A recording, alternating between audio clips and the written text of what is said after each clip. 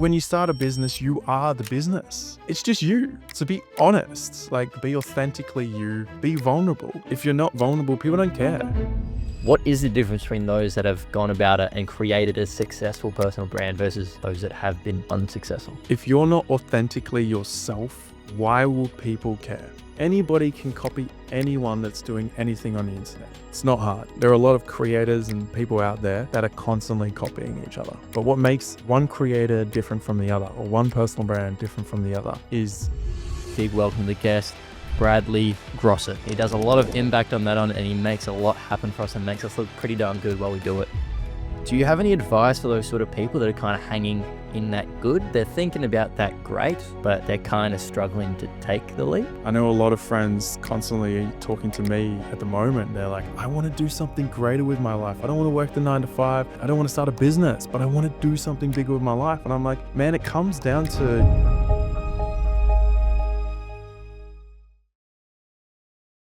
Hello guys, and welcome back to yet another episode of the Will and Friends podcast.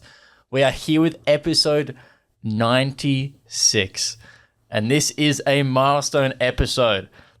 As you can see, if you're watching this and not in your car, this is the first face-to-face episode of the Will and Friends podcast. Thank you very much to the guest Bradley for organising this all. There's been a lot of energy and effort that's gone into this. I'm very excited for this episode. I feel like we've been talking about this for a long time to come and make this happen. For those that don't know the guest, he runs his own company and in a really cool space. If you check out any social medias for my company or any across Bua.org, he runs a lot of it. He does a lot of impact on that and he makes a lot happen for us and makes us look pretty darn good while we do it.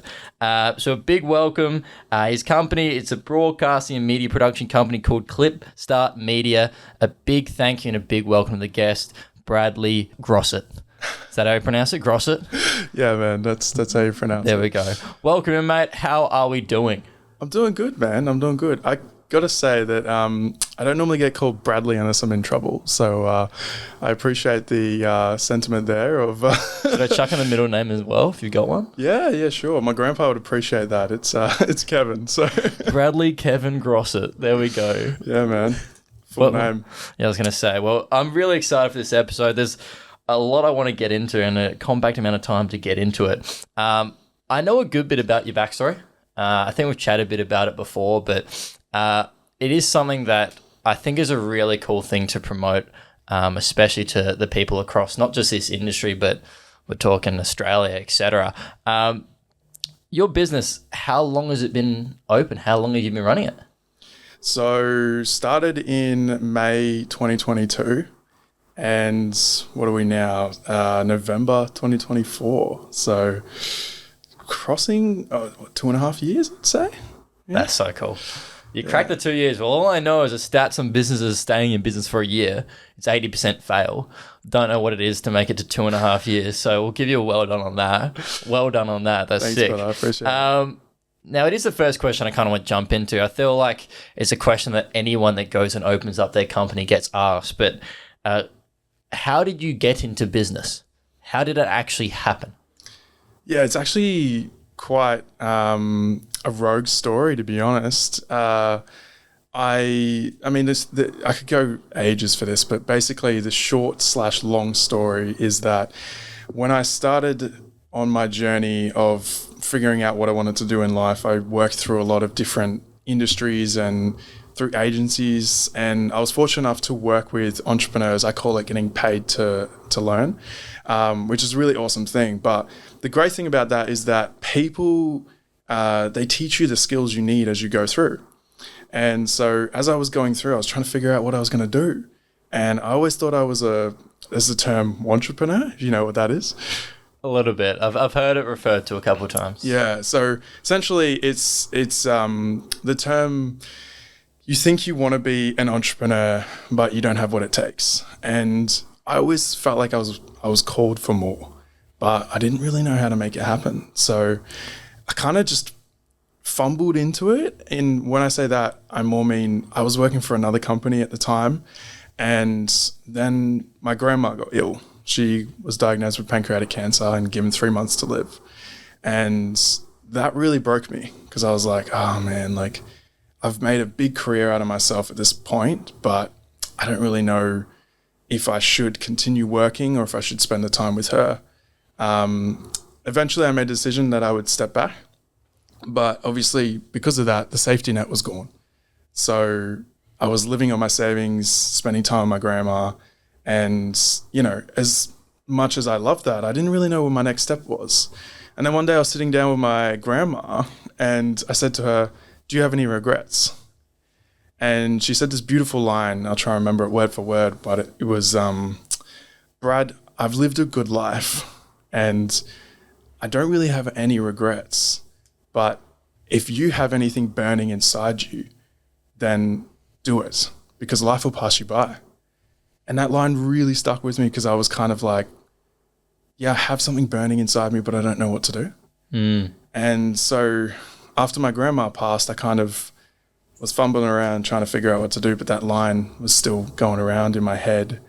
And at the time, I had built quite a good network of people.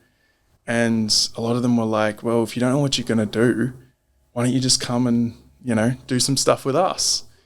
And that freelance stuff, you know, little did I know I didn't want to start a business, but that freelance stuff just kind of kept going and going and going to the point that I was sort of like, well, what do I do now? Do I keep freelancing for people and then eventually get a job with another company, or do I try and make something of myself?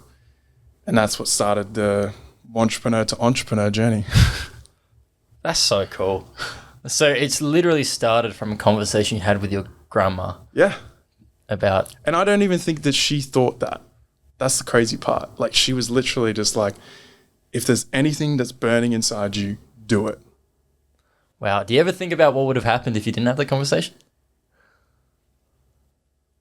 I don't know, to be honest. I was working for a narcissist at the time, so and that's also where I got the entrepreneur from, because a lot of business owners, they say they care about you, but really what they care about is to keep you as long as they can so that you can make them money.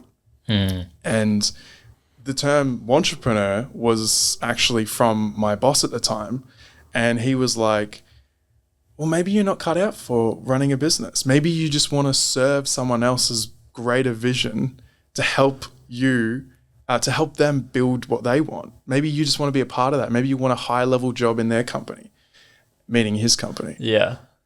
Wow. Well, I'm glad you had that conversation with your grandma. I think that's definitely the right way to go about it. It's something that I always think about is it's a common phrase about sometimes things have to become a good amount worse for you to actually make change. Sometimes you need that thing that is so bad to actually force it, because people talk about the enemy of great is good. Do you have any advice for those sort of people that are kind of hanging in that good? They're thinking about that great, but they're kind of struggling to take the leap. Would you have any advice for them? I am a big believer that either jumping off the edge or trauma is the biggest thing that's going to push you forward. And usually it's hitting a wall and not knowing where to go. Like you hit this wall, you're at a dead end and you're kind of like, I don't know which way to go. And you kind of need to be pushed, because trying to make the decision yourself is so hard. I know a lot of friends constantly talking to me at the moment. They're like, I want to do something greater with my life. I don't want to work the 9 to 5, or I don't want to start a business, but I want to do something bigger with my life. And I'm like, well, man, it comes down to your why. Like, why do you want to do this? Because if your why is not greater than the reason that you want to do it, you're not going to push yourself that hard. So my biggest advice to people is sit down, think about the life that you want to live, and then be like, all right, is this life pushing me, like being driven towards this life? Or am I sort of just, I kind of want it because I see it on Instagram or something like that? Yeah. The flashy Instagram highlights. I think that gets everyone. It kind of begs a question. I get really curious there. What, like, you don't have to go into too much depth, but what is the driving force behind yourself with Clipstart right now? What excites you so much about it? Do you know what's interesting? When I first started my business, I didn't know what I wanted to do. Like, it would go down to that entrepreneur thing where I was like, I thought I was an entrepreneur, but I didn't know what it was. I was very fortunate to have a lot of mentors and people guiding me to, figure out what I was going to do. But yeah, like when it actually came to consistently pushing, the biggest thing was freedom. The biggest thing was taking control of my life. And man, I hated commuting in traffic. I hated it from when I first started my, job life, I guess, and commuting an hour to get to a job that was paying me like $30,000 a year, which I'm pretty sure back then was illegal. But anyway, hated it. Every day I woke up and I was like, man, this sucks. Like I have a burning passion inside me to do more, but I just didn't know how to take that to the next level. So now that I'm in a position where I run my own life, sure, my back's against the wall, as it is with any entrepreneur, but I would rather have that than be sitting in a room being told what to do, giving that advice, and then them still not running with it. Whereas this life, I get to control what I'm going to do. I get to impact more people with what I do. And what really drives me is serving clients or serving their vision. Nothing excites me more than seeing the results that clients get, or for them turning to me and going, I really didn't understand what personal branding was. And now, like, the impact and the results that I'm getting with my brand and the community that I'm building, I wouldn't have even thought that was possible. And it's just that switch, like just being able to educate people, help them understand, and drive them forward to a new life. That's what really excites me. I love it. If you look at yourself, like where you're sitting at now, where the business is at, where you've been able to grow it to, and you kind of go back 2 years and you look at the difference between that person, what do you think are the biggest differences? Ooh. I'd say a mindset, really. Mindset. Like, I mean, knowledge is the biggest thing, probably. But on top of that, it's mindset, because without having the right mindset, and when I say mindset, I mean like your attitude towards what you want out of life, or, who you want to be. I think that knowing that drives you forward. And I was very naive when I started, and most people are. But, when you first start a business, a lot of people think that, I wish I could have told myself this 2 years ago, but don't act like you're bigger than what you are. When you start a business, you are the business. Unless you have this capital behind you to go and get 50 people and start a multi-million-dollar business. Not a lot of people have. It's just you. So be honest, like be real of who you are, be authentically you, tell people your position, be vulnerable, because if you're not vulnerable, people don't care. That's the biggest learning point that I had building brands and building my own brand, was having relatability, having people understand your mission, who you are, what you want to achieve. Because when you understand that and you authentically show it, people care.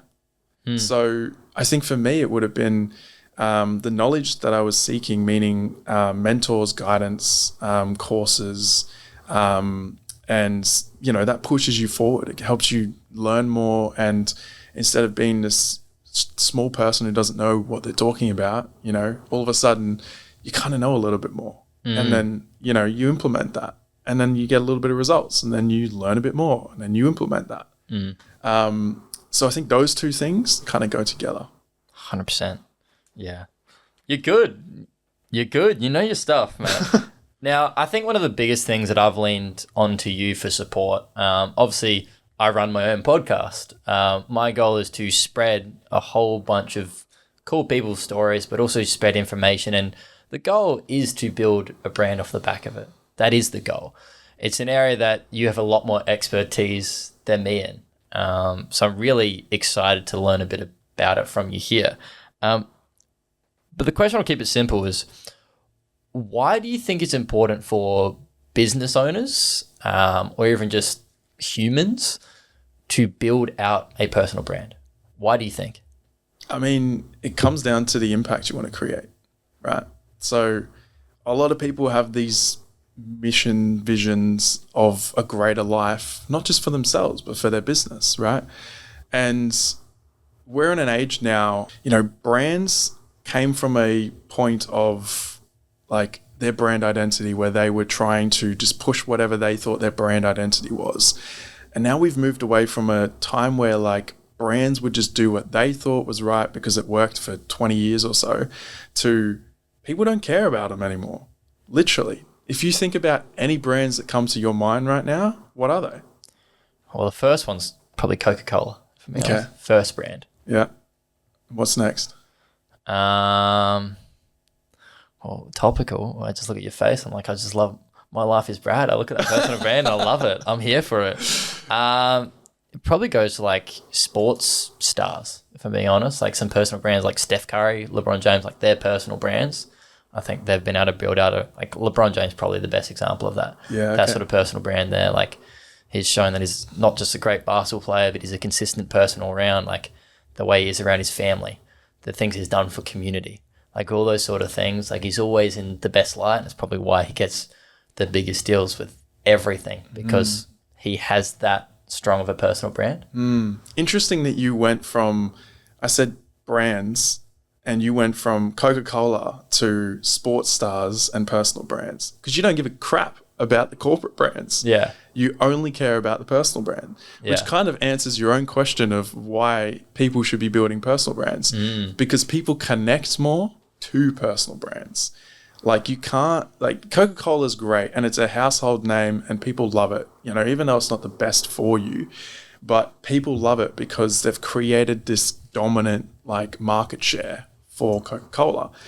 But what are Coca-Cola doing outside of running their typical ads? They're using influencers or they're using normal people who have built brands and that community relates to, because that's the way forward. That's how to drive people. That's what people are connecting to these days, because they just want to know, what are you doing at the moment? Like what's going on in your life? Oh, I'm drinking Coca-Cola. You should try it out.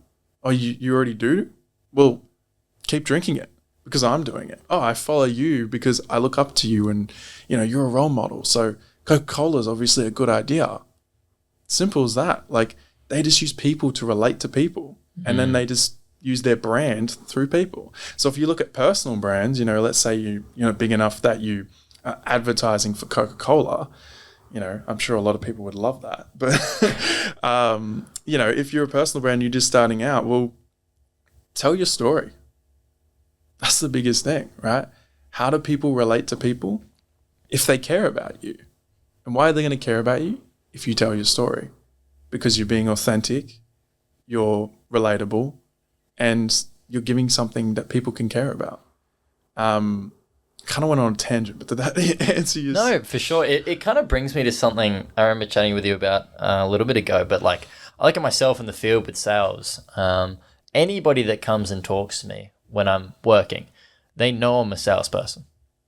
They know I'm trying to sell something.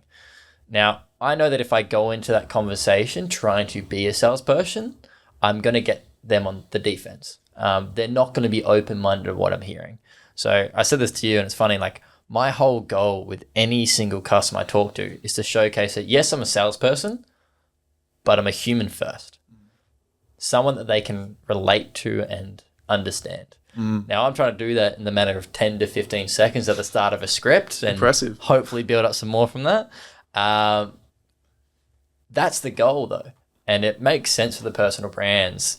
If you're a salesperson, you're trying to do that every single day with every single customer you speak to. It's just to showcase your personal brand as to why they should hear you out, why they can relate to you.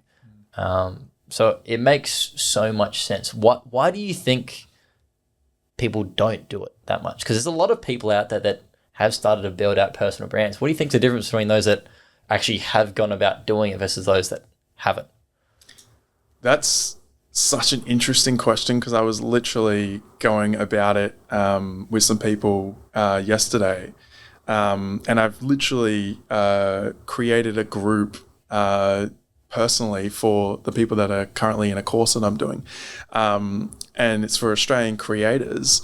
to feel support and feel connected, because Australia has such a hold on tall poppy syndrome. It's huge. It is ridiculous. Like, you compare anyone who builds a personal brand in the US to someone in Australia, and the gap is like huge, because there's not a lot of people doing it in Australia. And when you're perceived online, people constantly just want to put you down. That's what they want to do. And for those people that don't know what tall poppy syndrome is, it's essentially like when you see someone doing better than you, you don't like it, because it's like, well, it's not the norm. It's not the thing that everyone wants to do these days. And constantly pushing yourself to do greater things, achieve higher things. You know, people just look at it and they go, well, yeah, cool, but like not impressive, because going out on the weekend and getting pissed is more impressive, or how many drinks you can scull or sink in beer pong is a lot more relatable to people these days, because there's not a lot of entrepreneurs, or there's not a lot of people wanting to achieve high things in Australia, really. That being said, like, I think that surrounding yourself with the right people, like-minded people, and building that support community is huge, because that's another thing that completely changed how I approach business, is consistently surrounding myself with high achievers and removing anyone that was weighing me down.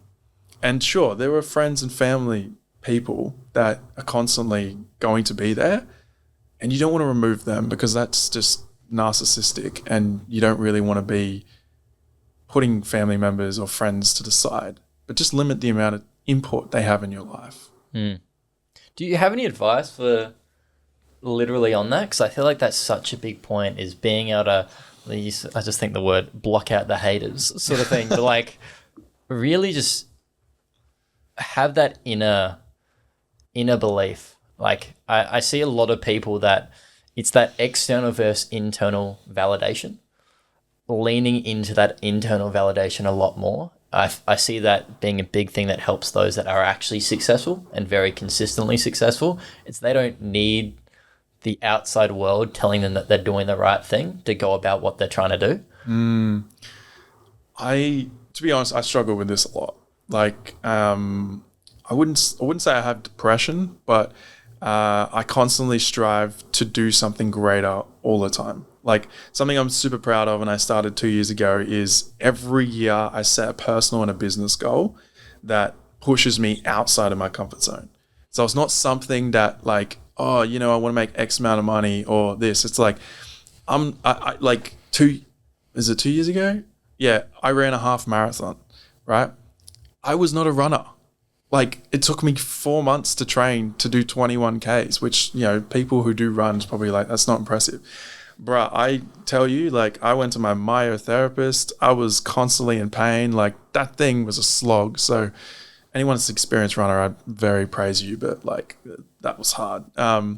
But like, you know, I push myself consistently in things that I'm not good at, because that's the best way you grow. And to answer your question, because it goes off the back of this, is like, if you're constantly doubting yourself, or as I like to say, imposter syndrome, if you're constantly doubting yourself, the best way to continue to push forward, to hit the goals, to be a high achiever, is to get the wins on the board. And whether or not that's, you know, hitting your goals or setting smaller goals towards those goals, but constantly hitting something that is on the way to where you want to go, is super important. It constantly just builds that belief, builds that backbone. Like, if you had to ask me 2 years ago, so the way you introduced me was great, but we're not a media company anymore, really. We're focusing more on personal branding, right? Content production and personal branding is the new shift we're going into. If you had to ask me 2 years ago when I started the company, I had no clue what it was. It was a video production company. And I felt out of love with that, because it wasn't authentically what I wanted to do. Even when I got into the industry, packing up gear, setting up for shoots, lighting, hated it all, right? But what I really love is unlocking the potential inside of someone and building out opportunities that they can take, right? And personal branding is the best way to do that. So my passion And what lights me up every single day is anything to do with personal branding, whether that's, it could be outside of personal branding, whether it's even business, like helping someone know their why in business moves into building their personal brand, understanding the opportunities that they can take, whether it's building multiple income streams or creating a course or putting themselves out there on their personal brand. This stuff lights me up because it's stuff that I am actually passionate about. And that once you authentically figure out where you're going in life, that confidence when you say like, oh, someone said this and, oh, you're not on the right path here or whatever, it's like blinders on, bro. I'm going straight for that thing and no one else is telling me what to do. I love it.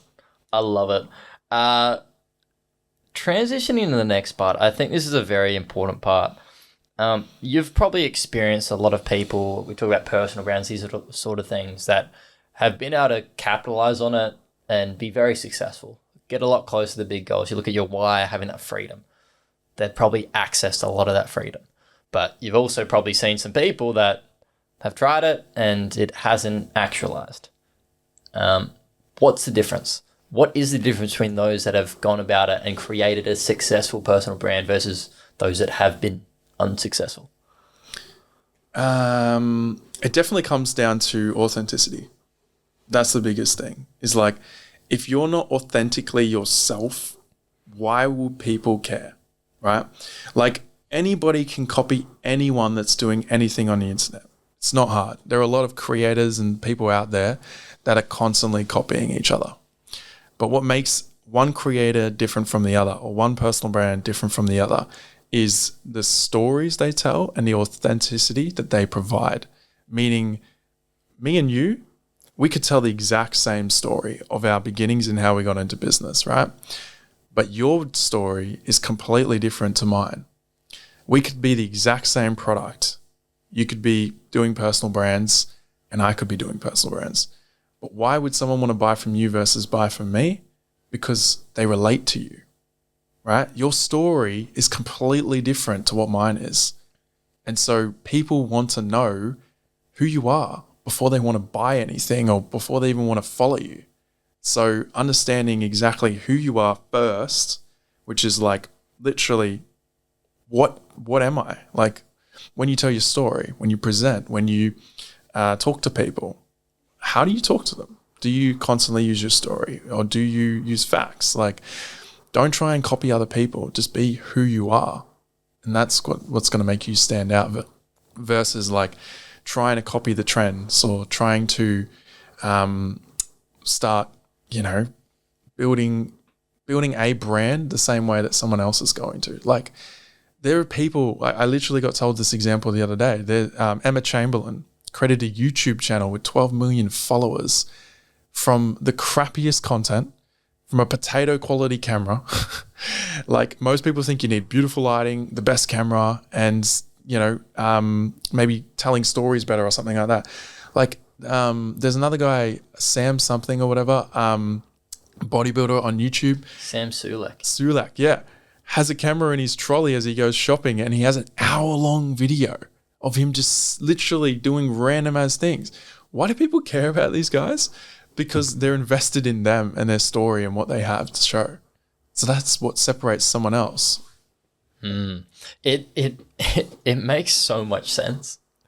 And it transfers exactly into the space that I know and love, obviously sales being that.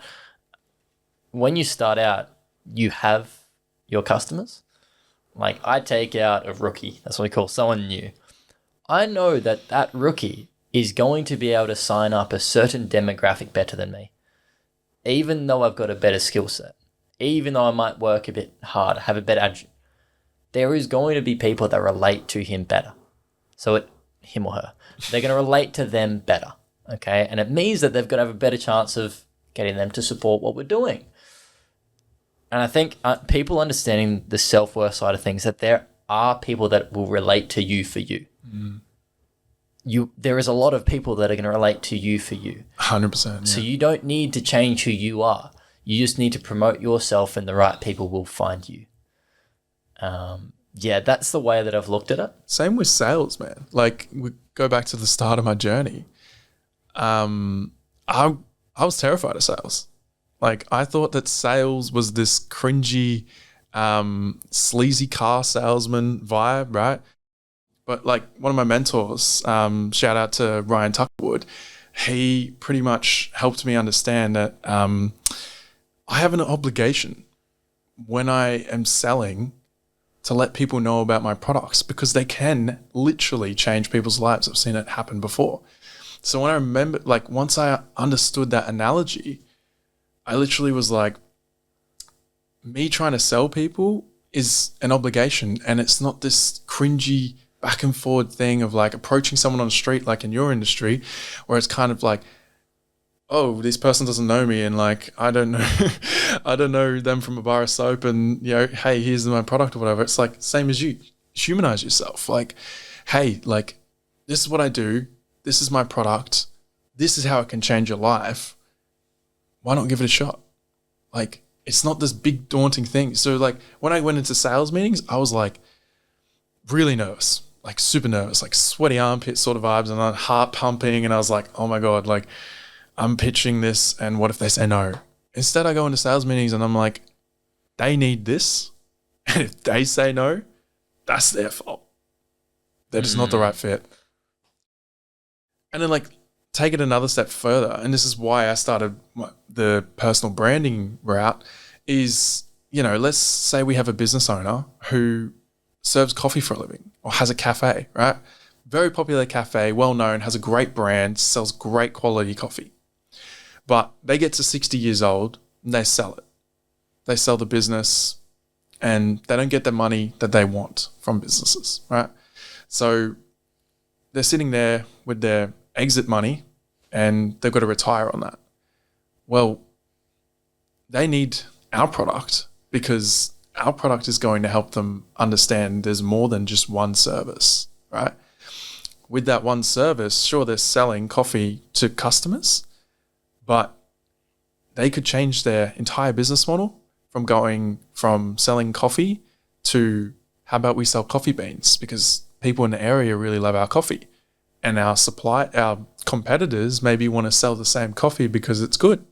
They won't have the same service, which will still differentiate them from other companies, but they'll have an e-commerce product that's being pushed. There's one income stream. And then take that one step further. You go from selling coffee as e-commerce products to, well, I'm 60 years old and I've sold this business. I haven't got the money that I really want.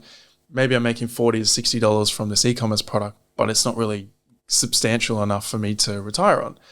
So then we take it another step and go, well, why don't we transfer the knowledge and education that you have at the moment to mentoring or online coaching? And then you've got this like valuable ecosystem of products that this person can go from this one service to having 3 or 4 or even 5. And that's how you start to go from being a business owner with one service to being a personal brand. Mm-hmm. So if we bring it back to the basics of all basics, obviously you've got some years of experience. I wouldn't say I've got too much, but I've tried a bit of running a podcast last year and a half, 2 years, and some stuff's happened, but if I'm being honest, I don't really know what I'm doing. I'm just releasing episodes, having a bunch of fun with the guests that I get on. So if we bring it back to the absolute basics, what are the foundations for those people that are listening to this now and are wanting to start building out their personal brand? What are the basics of how to start that? Well, I mean, to take it back, what you're doing is not wrong, because everyone needs a starting point, right? Like, for example, I'm starting to build my personal brand. This is the first podcast I'm on, so congratulations. Love it. And I recently did a public speaking gig for a university as well, which I was absolutely nervous about, but that turned out really great. So, I'm starting to build up, 1, my content, but 2, my personal brand. Now, it's daunting because my current personal brand was when I was a travel videographer. And that was a lot of fun, trust me. But everyone that has followed me in the past has either been from my video content, from traveling, working with, Instagram famous influencers, or my fitness videography days. So now I'm transitioning it into this whole world of personal branding, mindsets, inspirational, motivational sort of stuff to help people understand or really unlock their brain to think differently. And when it comes to personal brands, it seems to be this very confusing and out there and inauthentic thing that people do. Amount of people that create stories and seem very uncomfortable doing it is ridiculous. And it's just because they think that the camera is the problem. That's not the problem. It's because they're not telling an authentic story, not telling something they believe in. When I made my marathon content, I vlogged every single time I ran it, right? And it was the most weirdest thing to do because I had a camera in my hand while I was running. But when I posted it, I had all these people messaging me after it being like, that was really inspiring. Thanks so much for doing what you're doing. Wow, you're really putting yourself out there. Motivated people to even start working out, which was crazy to me. And then asking me questions about how my training and stuff was going and how they could start doing it as well. Now, I'm not an experienced runner, but why do people want to ask me for my advice versus someone that's an experienced runner? Because I seem more approachable, relatable, and I'm authentically being me in the moment. So to answer your question around the foundations, well, first it's figure out your why. Why are you doing it, right? So in your example, you've been running a podcast. Is that the only content stuff you're doing? Yeah, right now. Yeah, okay. So, you're running a podcast, but you're talking to a lot of people. You're getting valuable stories, soaking up knowledge. I love being a sponge and just soaking up knowledge from people. I always have these random facts that I get to throw at people. And you're giving it a crack, mate. You're giving it a crack. And I bet you any money, if you created a story or a video and you just said hey guys, looking for some feedback or a bit of advice on my current podcast or whatever, people would actually reach out to you and tell you their feedback because they're constantly watching your journey. There are a lot of people that are watchers and consumers, but they're not people that take action or comment or anything like that. So you might be putting your content out there and thinking you're getting crickets or whatever, but really there are a lot of people watching, but they're just not saying anything. That's a lot of society.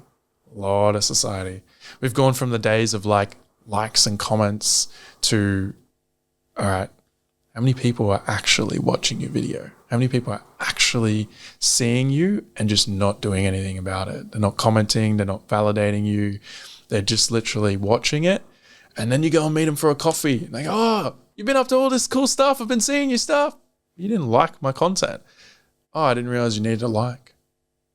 Why didn't you do it for the sake of doing it? So having a why and screwing the vanity matrix is huge. That's the biggest thing that stops people from creating content or just creating a personal brand because they're worried about what other people think or they've got imposter syndrome because they're not getting the wins on the board.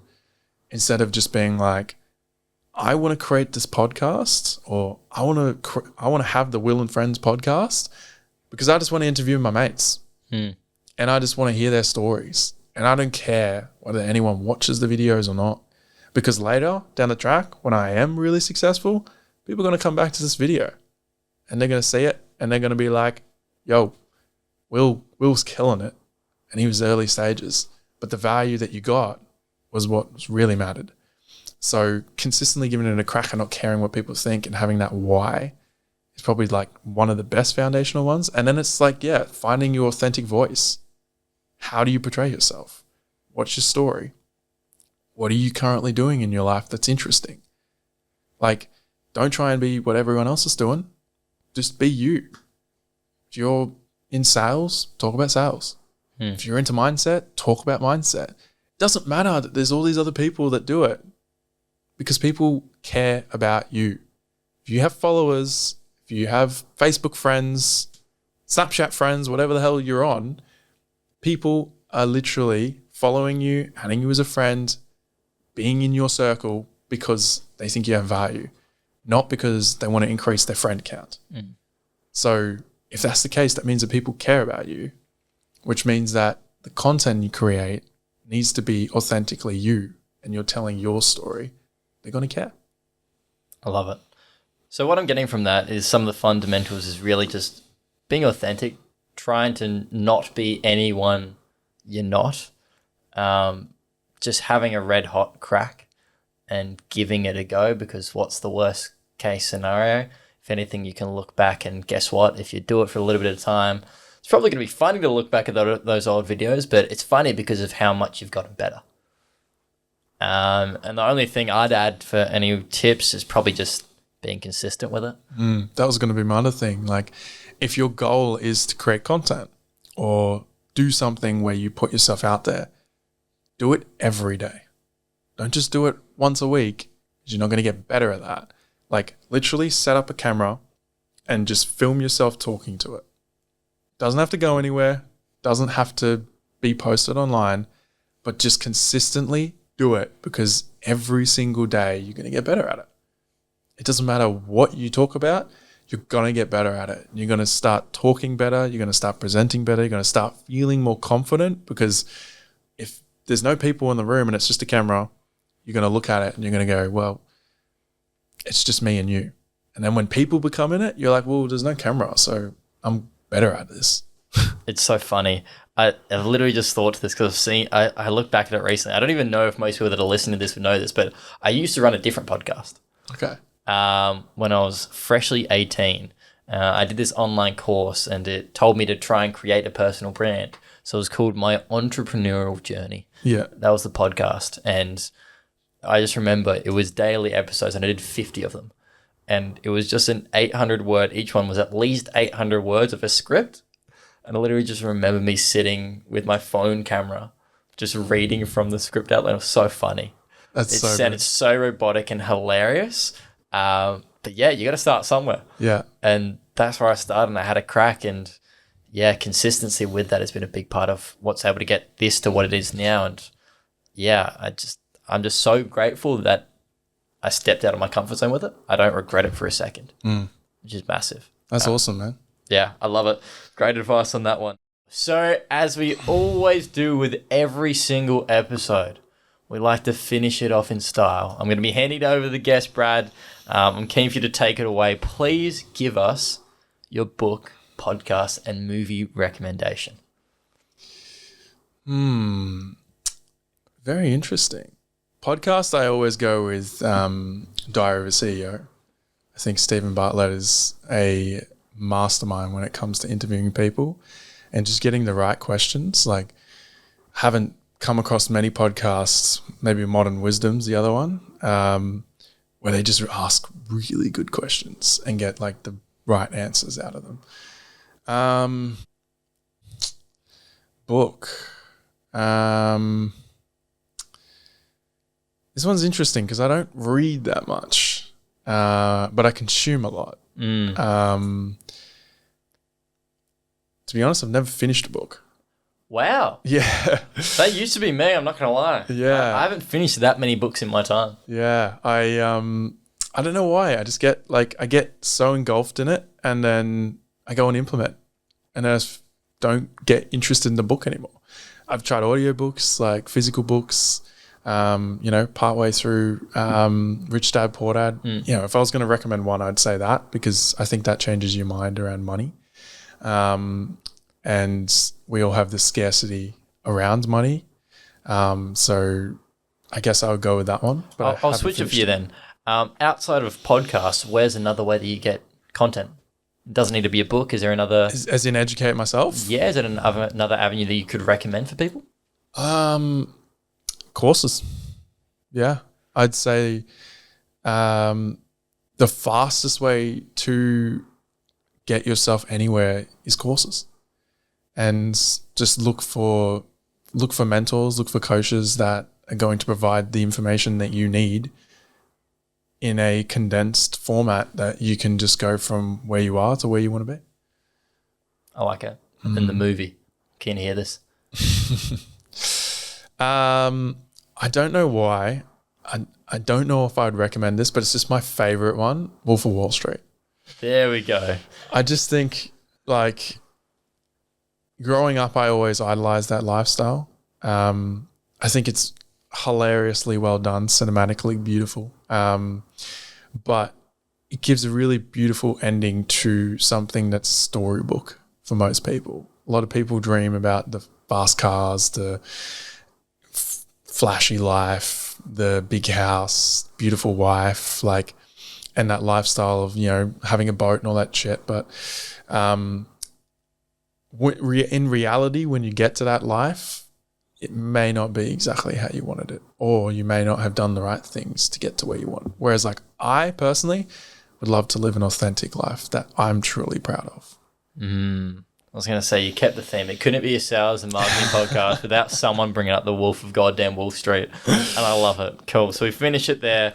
We've got the book, which is not a book, but a course. I like it. I've done a couple in my time, and they provide so much value. It's not funny. So I think it's just finding the right course for yourself, of course.